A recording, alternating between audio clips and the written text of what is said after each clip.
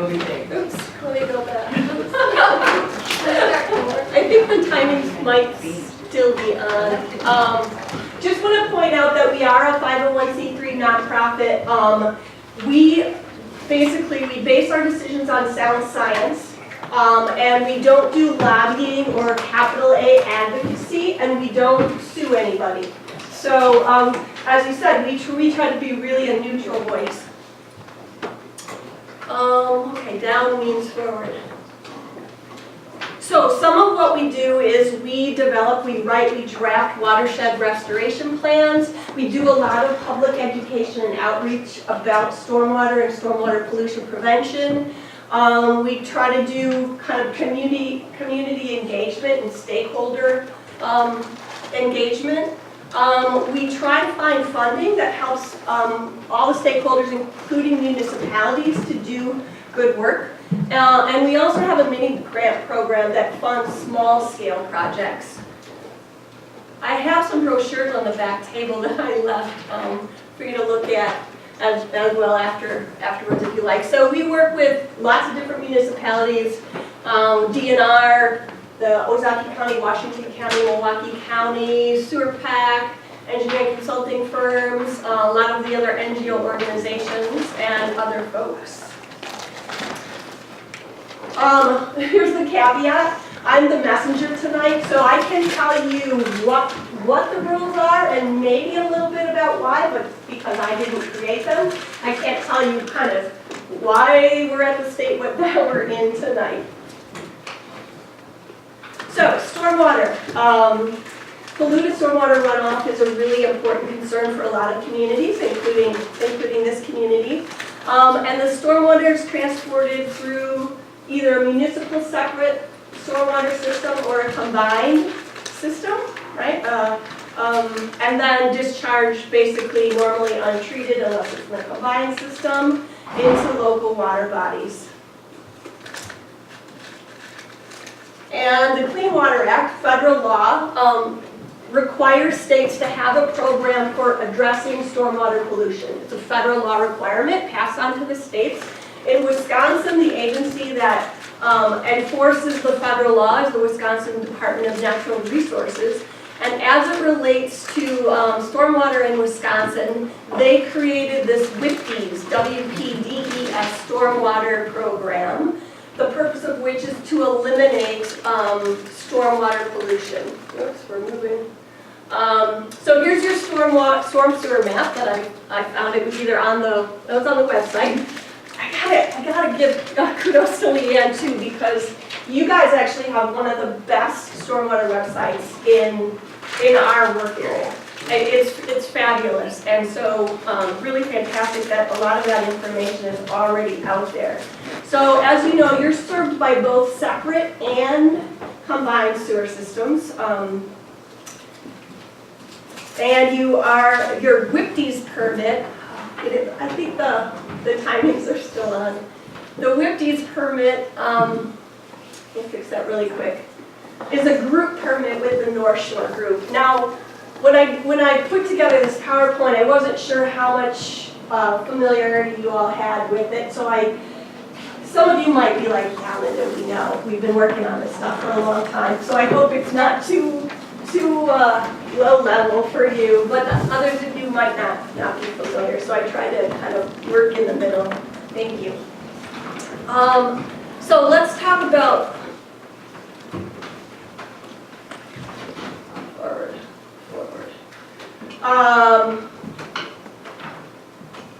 Impaired waters.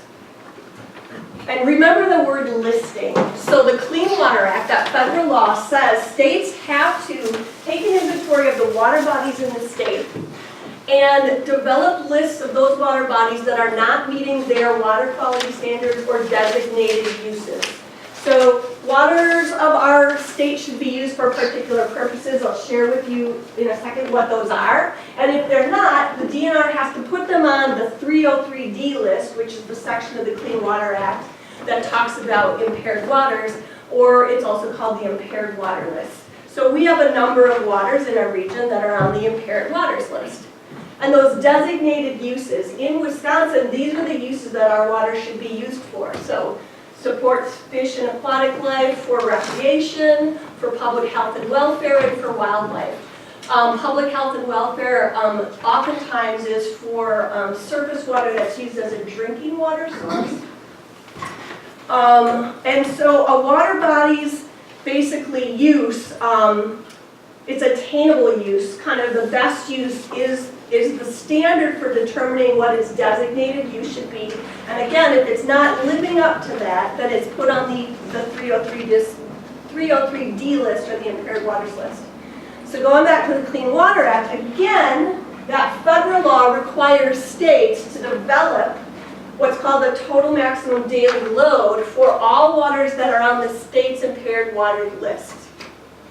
The DNR does that inventory every 2 years, and then they post that list on their website, and everybody can find out what the waters are impaired for, why, and all sorts of information about those waters.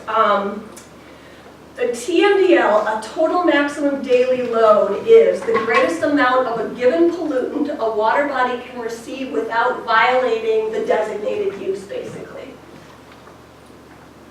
And they're developed on a reach shed basis. So that's just part of a stream, or a creek or a river. They're also called sub-watersheds or segment sheds, depending on what documents you're reading. So you have to kind of pay attention to that and be a little careful about that. What are the goals of a TMDL? It's basically, it's putting the water body on a diet. So we want to reduce the amount of the particular pollutants that are on the list in that water body, in that reach shed, and then hopefully what happens is the quality of the water in that water body is improved because there aren't as many pollutants in it, which means ultimately, hopefully it can come off the 303D list, which means it's no longer regulated under the TMDL. So that's the theory. In Wisconsin, this is a list of the various pollutants that are on the impaired waters list. And the bold ones, the E. coli, fecal coliform bacteria, sediment, also known as TSS or total suspended solids, and total phosphorus are the pollutants that are in the Milwaukee River Basin TMDL. What is sediment total suspended solids? Give me a material. Is that just trash or? No, so normally what that is it's runoff from the land. It what makes your water dirty and muddy. And it can be any kind of those pollutants that are on it. So erosion is an issue with TSS. Soil. Yeah. So like soil and leaf litter would be contributing to a total suspended solid, but it could also be other materials that have come into the water like trash, but it's mostly like soil. It can be trash, but I don't want you to have that mental picture in your head like it's a Frito bag. Right. If you've ever seen this really murky water that has a really high TSS. So, and there's a link, I won't ask you to do it, but you can, right now that 2018 list is online, it's a draft list, but it shows you the categories of the reach sheds and the pollutants for each reach shed and those sorts of things. And how do we know that the water body is impaired? How does it get on the list? We look for these sort of things, you know, sick fish, dead fish, a lot of algal growth, contaminated sediment. They do toxicity testing. And if you find those things, then that's an indication that the water body's bad, and then they figure out what pollutant's causing the indicator that causes the problem in the water body. And again, that's on that list that you'll be able to look at if you like. So, how do they work? How do they come together? Basically, the equation is you take the waste load allocation, which is from point sources, things that come out of a pipe. And there's another slide right after this one that has a picture if you're more kind of a visual sort of person. Then you take the load allocation, which is from non-point sources, farm fields, land uses, runoff, things that runs off the land and gets into a water body. It doesn't come through a pipe and get into the water body. And then they build in a margin of safety for each community, each reach shed, factoring in the projected population growth and density of that land area. And I think this is a little easier slide to kind of think about it. So the load allocation, again, runoff from the landscape. The background load, some of it is naturally occurring. So when leaves fall out off the tree and they're laying on the ground, there's phosphorus in those leaves. And if there's a rain event, then the phosphorus in the leaves goes in the water body. So we're not saying we don't want any leaves to fall off trees, right? Like that's not the issue. So you're taking the load allocation plus the waste load allocation plus the margin of safety. And that goes into factoring the TMDL. So if you look at the waste load allocation, municipal wastewater treatment plants, industrial wastewater treaters, and stormwater dischargers are all considered part of the waste load allocation formula. So we have a TMDL for the entire Milwaukee River Basin. It's a third-party TMDL, so MMSD was the one that led this, Milwaukee Metropolitan Sewerage District, led this effort in this basin.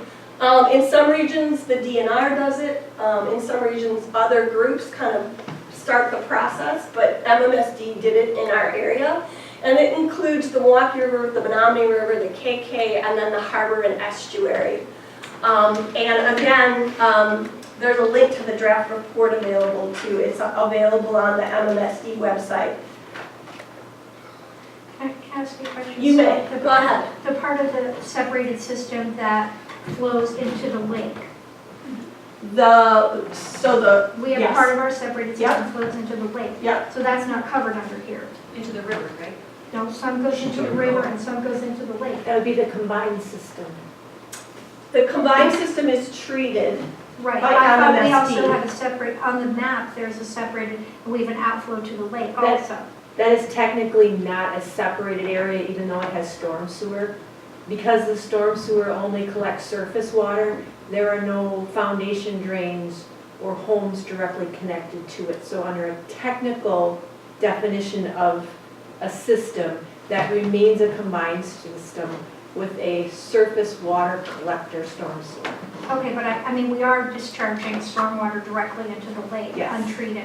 And I'm just saying, this is about the Milwaukee River, not the lake. It's about both, actually, because, Oh, because is the lake on here? yeah, because the TMDLs are incorporated into the stormwater discharge permits. We'll get to that. Okay. So here's where we are in our basin with the TMDL. The draft report was submitted to the U.S. Department of Environmental Protection Agency. They are reviewing it. Once finalized, the results, the percentage reductions, we'll talk about that in a second, will be incorporated into the MS4 and the wastewater treatment plant permits. We don't know what the timing for that exactly is. This plan has been, report has been delayed. We should have had it years ago. They keep telling us any day now. It should be spring, I would say first quarter 2018.